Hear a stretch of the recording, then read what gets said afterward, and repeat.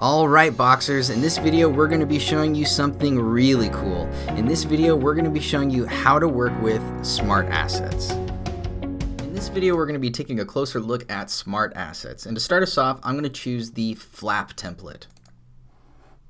So I'm going to start by just going right into our 3D world, and before we really dive into this, let me show you a quick preview of what we're going to be working with this game. So it's a flappy style type game, and you've got a few platforms to roll across, and you got some red pyramids that you want to avoid because those are the enemies. So let's see if we can make this game a little bit more interesting by adding some smart assets.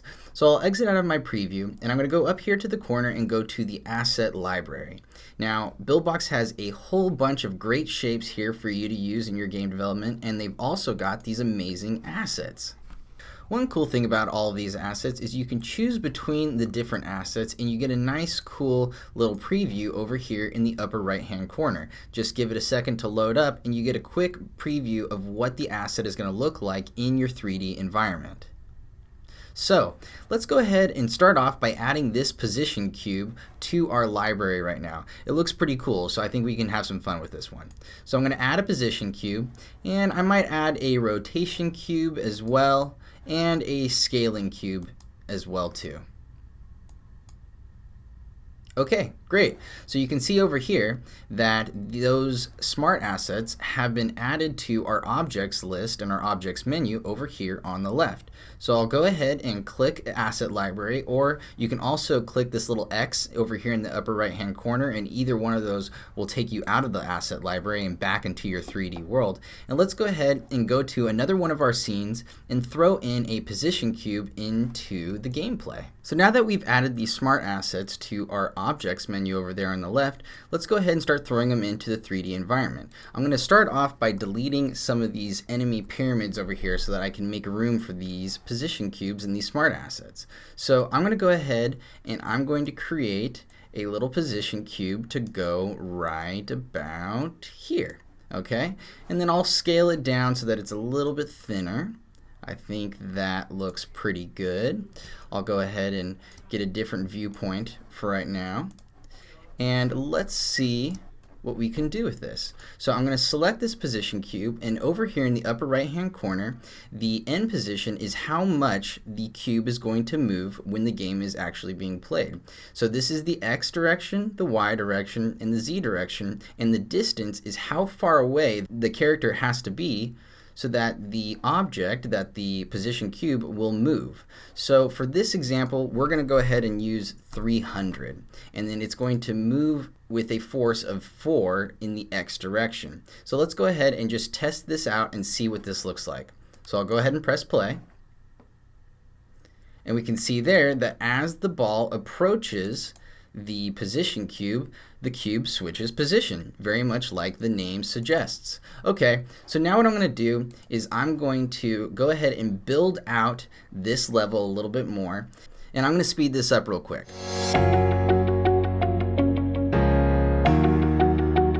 Okay, so that was pretty fast, but I wanted to go ahead and show you what this looks like in the preview window before I move on and add in a few more smart assets. So what I'm going to do is I'm going to go down here to the bottom left corner, I'm going to select scene 1, and then I'm going to hit S on my keyboard. And so what this is going to do is it's going to single out this one scene, and so we're going to be able to see this scene over and over again in our preview window. So let's go ahead and press play and let's see what this looks like.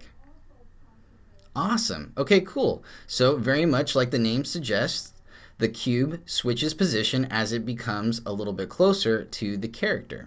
So let's go ahead and I'm going to build out this level a little bit more, and I'm going to add in a rotation cube as well. And let me go ahead and show you how that works first. So I'm going to exit out of my preview window, and I'm going to take my rotation cube and just drag it in here and drop it real fast.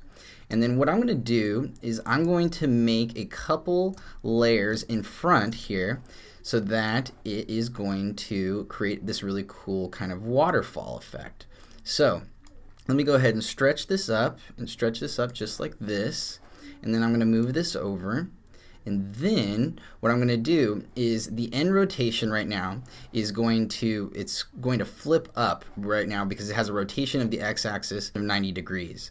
So what I'm going to do now is I'm going to change the distance to 300. and let me go ahead and, you know what, while I've got you here, I'm going to go ahead and just press W on my keyboard a few times and copy it, and it's really fast this way to copy objects and to move them around. So let's go ahead and take a look at what this looks like now. Awesome. Okay, really cool. You can see it flips up, and it's kind of got a cool little, kind of like a waterfall effect. Not as much as I was thinking, but let me show you how to also rotate it around the y-axis at 90 degrees as well, and I'll show you what that effect looks like. So I'm going to exit out of preview. I'm going to take these guys right here, and I'm going to delete them for right now. I'm going to change this one here to 90 degrees in the upper right hand corner here, and then I'm going to look down and I'm going to press W on my keyboard a few times, and then now let's go ahead and see what this is going to look like. Oh heck yeah. Okay, cool. That's a really cool effect. And so there's lots of things that you can do with these smart assets, and it's really just about dropping them in, changing a few settings, and then you're good to go. So I'm going to go ahead and show you one last smart asset here that I think is pretty cool. I'm going to go ahead and move this over to the background. I think I really like the scale cube as kind of like a background item. So I'm going to move this back here. I'll probably make this a little bit smaller. I'll keep the aspect ratio, so I'm going to use the yellow bar, or the yellow icon, the yellow square here in the middle. And then I'm going to change the distance to 300 as well. And then I'm going to change I'm going to leave the end scale how it is. And let's go ahead and take a look at what this looks like now. Oh, awesome. Okay, cool. So in this case, the square is going to scale and get bigger, and you can also make it get smaller as well.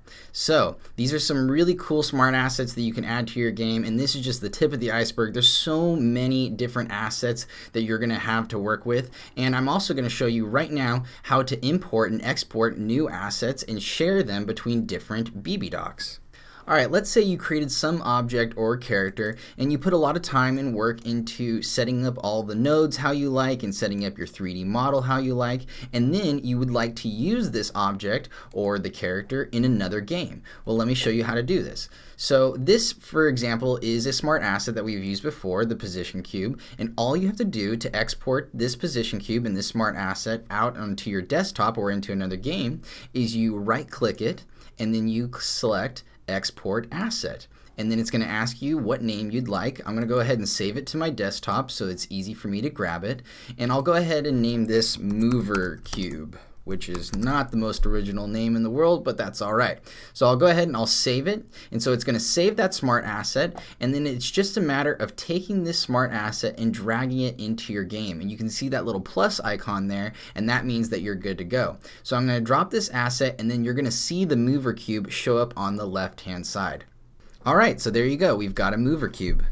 And in this example, we dropped the asset into the same BB doc that we were working with. But this is also going to work in your other games as well. It does not matter the game that you're working on. You can just drop the asset into your game, and then you're good to go. The last thing I want to show you concerning smart assets is a really useful smart asset called points. And it works just like it sounds. When you collect this little green sphere, you are awarded a point, and you can add that to your score. So I'm going to go ahead and add this to my library. It's going to show up over here on my objects menu over here on my left. I'm going to click on Assets Library again, and then I'm just going to drop the point into my game. I'm going to position it right about here, probably right at the start of the ramp. And then I'm going to add a score label so that when I collect this sphere, it's going to show up on my score. So I'm going to go back to my mind map real quick. I'm going to go into my UI. I'm going to go over here to my labels, and I'm going to drag in a label real fast. I'll go ahead and I'll put it up here towards the top, and I'm going to switch the function from user text to score. And then I'm going to change the world to current world. And then I'm going to change the score type from distance to points, the amount to current, and I'm going to change the alignment to center. Okay, so now let's go ahead and let's see how this works. Awesome. Okay, great. You can see I collect the little ball there, and then my score is changed up at the top. It is a really useful smart asset, and I'm thinking you're going to get a lot of good use out of it in your games.